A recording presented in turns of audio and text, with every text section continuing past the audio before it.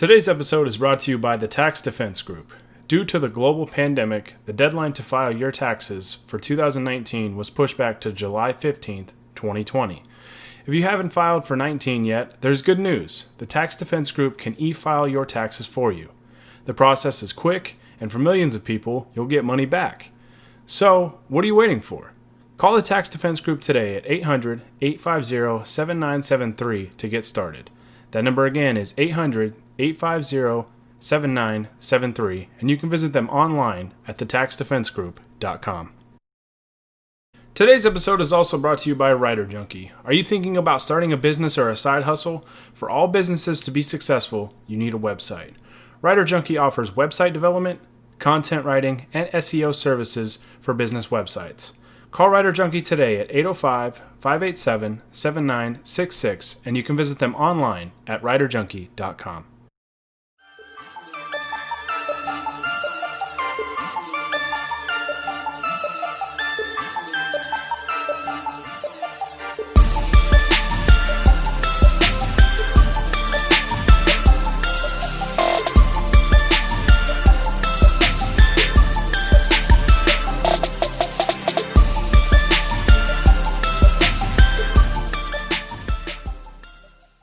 What's going on, everybody? Welcome into another episode of the Lakers Outsiders Weekly Podcast, brought to you by UCast Studios. I'm your host, Gary Kester, here with you as always. I am by myself today. I was going to record with Hani, but I have not been able to get to this microphone over the weekend, and now I'm recording this very late. So you just get me today, and today I'm going to be talking about basically what has happened with the Lakers since the last time we were on this podcast, and the two big things that have happened since the last time we were on. Dwight Howard committed to basically rejoining the Lakers for this season restart and their playoff push, and Rajon Rondo suffered a fractured thumb that will keep him out for a pretty extended period of time. So I'm going to talk about both of those. I'll start with Rondo, but first, as always, guys, if you're listening to this on YouTube, be sure to like this video and go ahead and subscribe to UCast Studios and Lakers Outsiders on YouTube and wherever you get your podcasts, whether that's Spotify, Podbean, Apple Podcasts, wherever. Just be sure to subscribe to UCast Studios and Lakers Outsiders. And as always, you can follow Lakers Outsiders on Twitter and Instagram at Lakers Outsiders, and you can like us on Facebook, and you can get all of our content on LakersOutsiders.com. And you can follow me on Twitter as well, at Gary Kester. That's GaryKester. So, big news for the Lakers. Rajon Rondo suffered a fractured thumb in one of their bubble practices. By the time I'm recording this, it was about 24 hours ago. And I certainly have some thoughts about this.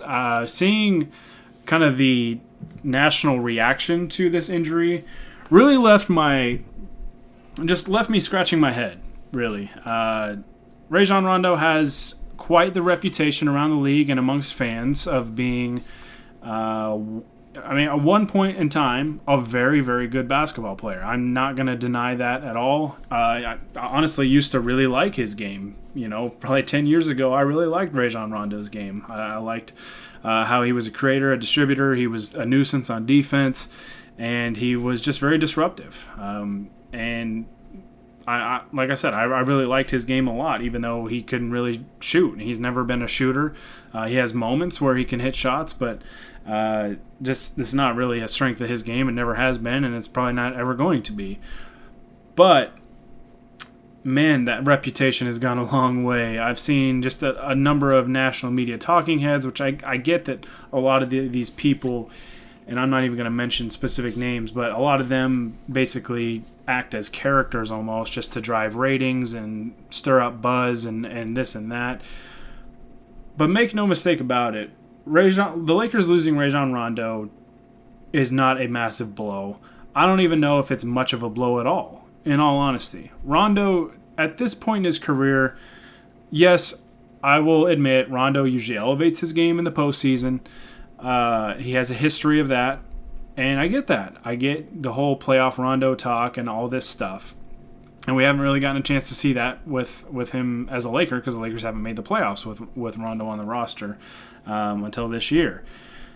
He will be set to return at some point during the playoffs, assuming the Lakers don't get put out very early, which I'd be very shocked if they did. But man, I don't know how long the reputation goes, but my goodness, I've seen some pretty wild takes about this, that the Lakers lost their two best defensive guards in Avery Bradley and Rajon Rondo. Could not be less true. I mean, if you want to consider Danny Green a wing, to me he's a 2-3 combo. To me, him and Alex Caruso and even KCP are better defensive players than those two. The Avery Bradley loss definitely hurts, for sure. The Lakers won't have him for the rest of the season. That loss definitely hurts. Rondo hurts. Really, the only way I see the Rondo...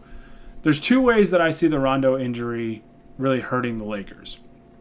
And one of those is for depth purposes. They're obviously very thin with their backcourt right now, with no Avery Bradley and now no Rajon Rondo. So they're a little thin on bodies.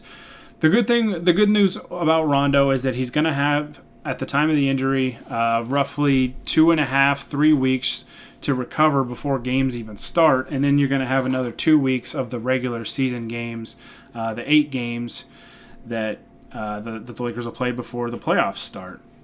So there's some time in there to recover before the games really start to count and really start to matter in the playoffs. And I mean, I don't expect the Lakers to really have much of an issue in the first round either. So, but it does hurt the Lakers depth-wise. Their backcourt's pretty thin now with no Bradley and no Rondo. You at least want bodies just in case.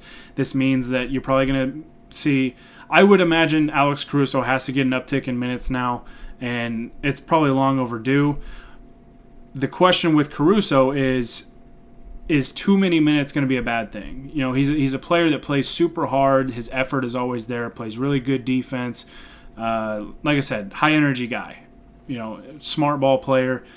But those types of guys that play with a lot of energy, if you have to play them 35, 36 minutes a night, the energy might tend to come down a little bit, and it might hurt their overall effectiveness.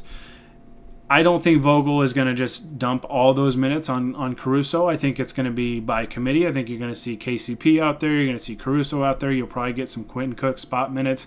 You might even see Taylor Horton-Tucker in some of these regular season games. The Lakers might get him some reps since they have such a big lead on the 1 seed. And honestly, seeding doesn't really matter all that much because there's no home court advantage. So it's going to be by committee. I think the Lakers can take this advantage to just get guys some more reps and get them ready for the playoffs because Rondo will be back at some point.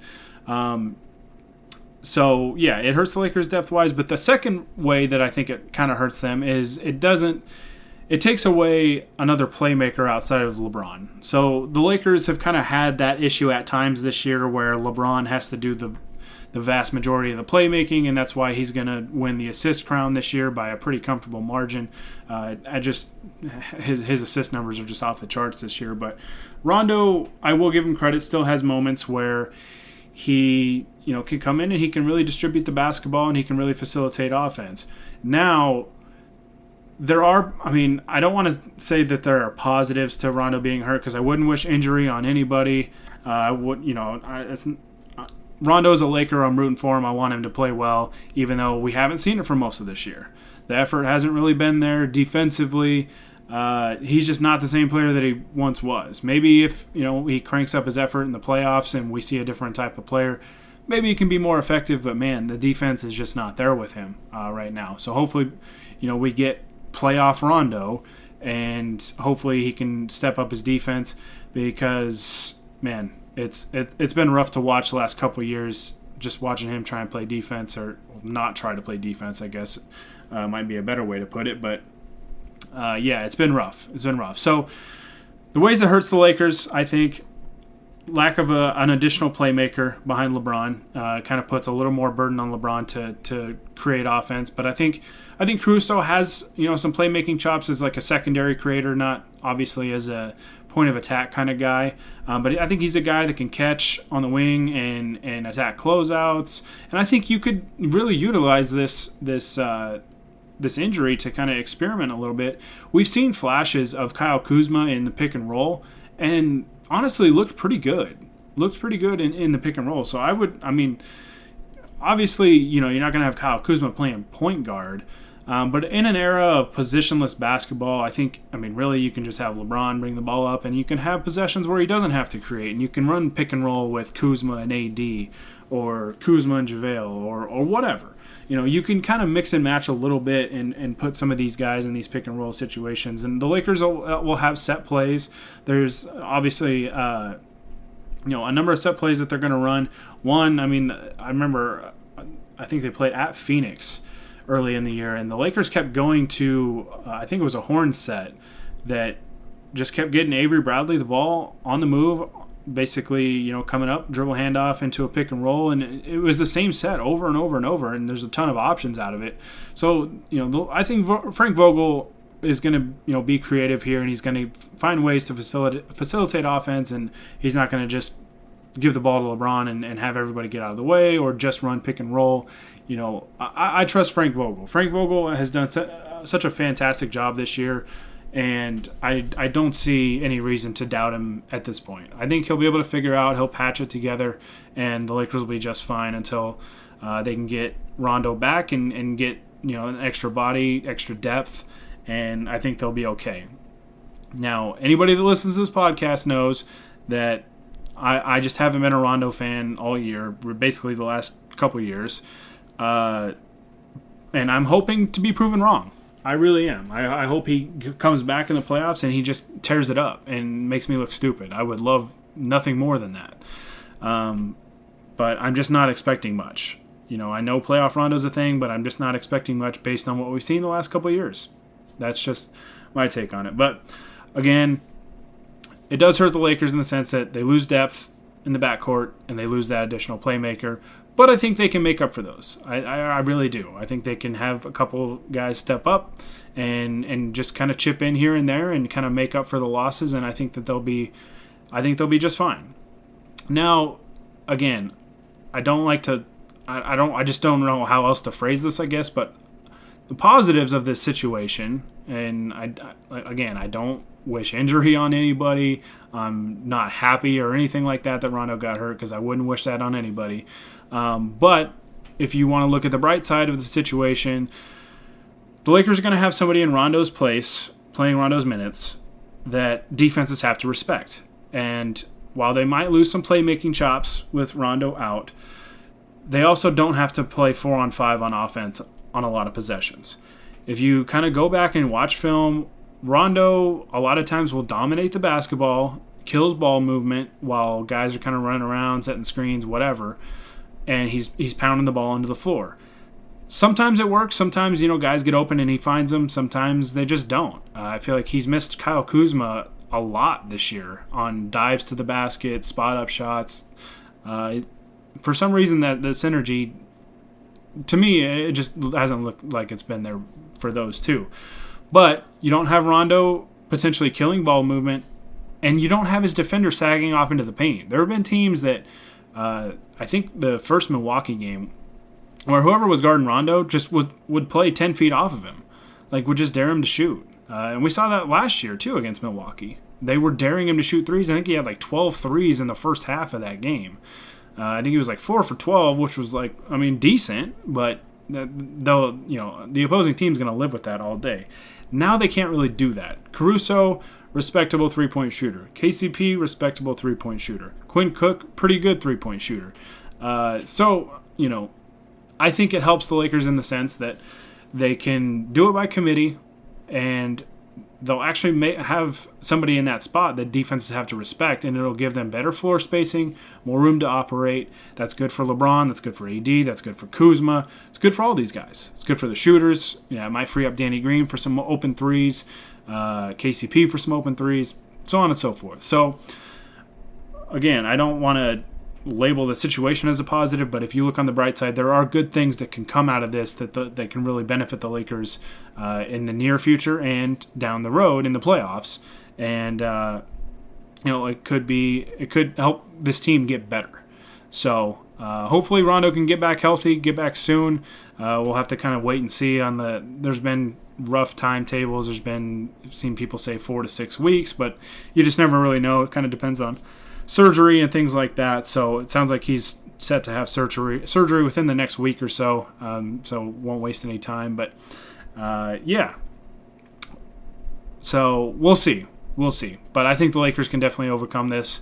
Again, it does hurt them in some ways, but I think it can be a net positive overall because I think they've got the guys to step up. It's been next man up for this team all year long. When guys have gone down, other guys have stepped up, and they didn't miss a beat. So, we've seen it a number of times. When they went into OKC without LeBron, AD, and Danny Green, Rondo stepped up and played well. Kuzma played lights out, and the Lakers won. So against a good team on the road in a tough place to go win. So it's next man up with this team. And that's why I love this team so much. And I think this situation will be no different. They'll prepare. Vogel will adjust, and they'll be fine. They will absolutely be fine. So get well soon, Rondo.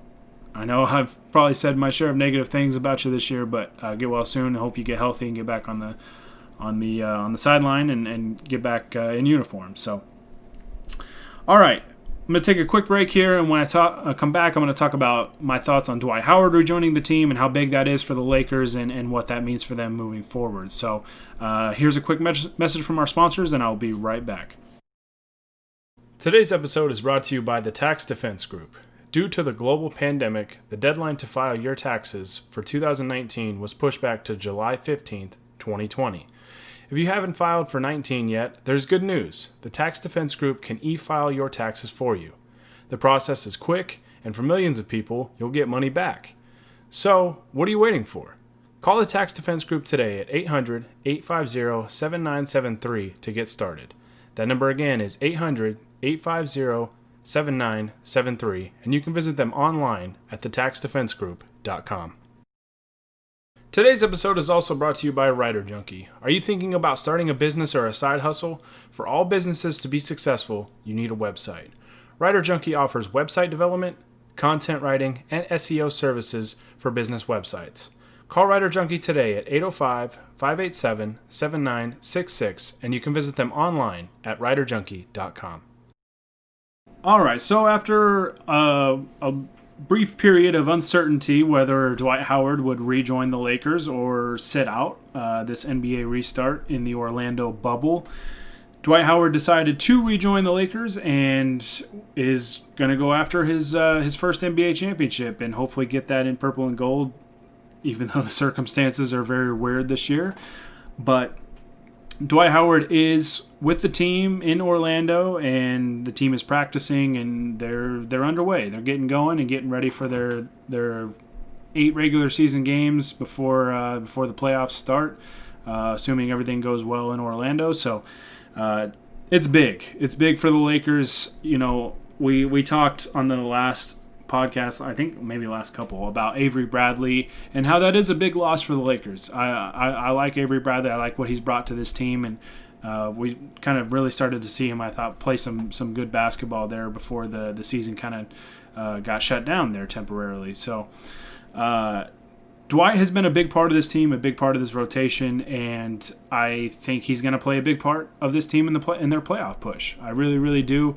JaVale is going to be the starter, but you know, with kind of his condition, with his asthma and everything, and plus just kind of the way he plays. You know, when JaVale gets tired, you know, that's when you start to see kind of some of the questionable decisions and things like that. So I think you want to keep his minutes in check so that you kind of get the most out of him. Whereas Dwight can come in and really take the rest of those minutes at center. Well, I mean, not the rest. He's going to take a large bulk of the backup minutes at center, but the Lakers can also mix and match, and they can put AD at the 5 and things like that. So they can toy around with the lineups a little bit. But this is big, man. It's really big. I said that I think the Lakers can overcome losing Avery Bradley. As difficult as it might be, I think they can do that. I don't think that they could have overcome losing Avery Bradley and Dwight Howard both. You know, I never want to doubt AD and LeBron because that duo is absolutely insane, and they might have been able to. So I guess never say never. But man, losing Dwight Howard on top of Avery Bradley would have been a massive blow to this team. So Dwight bringing the hustle, the energy, the defense, the enthusiasm, all that stuff. He's been a tremendous leader for this team this year. Just a positive attitude. Always, he hasn't gotten down at all this year, even when the team has lost games. It's always been about, focus on the next game. We'll bounce back. He's been a different guy. He's been a different guy this year than, the one we've seen basically since 2012, since the Lakers got a hold of him the first time. He's been just a different guy, and it's been so great to see his turnaround, and he's played some good basketball. Had some stretches where, it was kind of not great basketball, but for the most part, overall, he's been a very solid contributor for the Lakers, and he's bought into his role, and he's played it extremely well. And the Lakers definitely needed his presence. They needed his defense, rebounding, all that stuff, his physicality. That's big. That's big for this team. So I am very excited that he's able to join the team, and I hope he gets his first championship ring, man. That would be so awesome, especially with everything that he's gone through this year. It's been tough to kind of hear the stories about what's gone on in his personal life and things like that. So I hope it doesn't repair the damage or the pain or anything, but getting Dwight his first championship ring, I think, would be a really cool moment for him. So hopefully the Lakers can get that done, and hopefully he plays a big role in that, because I think he's very, very important to this team. And just as a Lakers fan, and the hopes of the team for this season, having him back is massive for this team. Absolutely. So welcome back, Dwight. I hope you get your first ring this year, and keep that smile, big fella. So all right, I'm going to get out of here.